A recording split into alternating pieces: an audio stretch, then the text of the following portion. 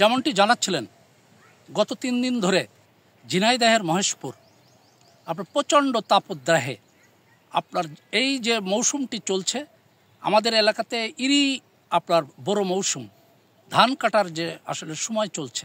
আমরা লক্ষ্য করছি যে সকাল 10টার পর মাঠে আর কৃষকদের দেখা মিলছে না।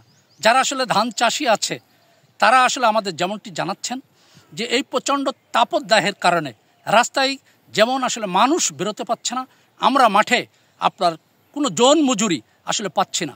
আমরা যদি মাই টিভির দর্শকদের একটু দেখানোর চেষ্টা করি, মহেশপুর উপজেলার আপনার মাঠের পর মাঠ, এই যে ইরি ধানের ক্ষেতগুলো এইভাবে আসলে পড়ে আছে, তারা আসলে কাজের কোনো লোক পাচ্ছেন না।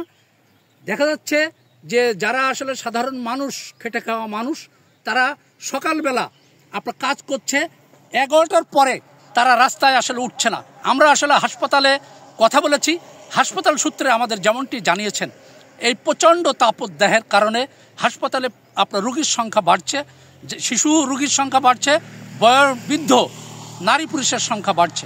হাসপাতাল সূত্র আমাদের যেমনটি আসলে জানিয়েছেন এই তাপদাহের কারণে এখন আপনার যারা বাইর হবেন তাদেরকে ছাতা মাথায় দিয়ে বেরোতে হবে, প্রচুর পরিমাণ তরমুজ খেতে হবে, ডাব খেতে হবে, এবং যাতে ঘরের বাইরে সাধারণ মানুষ না বেরোয় সে ব্যাপারে আসলে হাসপাতাল সূত্র আমাদেরকে জানিয়েছেন।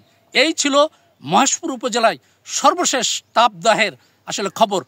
সরোয়ার হোসেন, মহেশপুর, ঝিনাইদহ।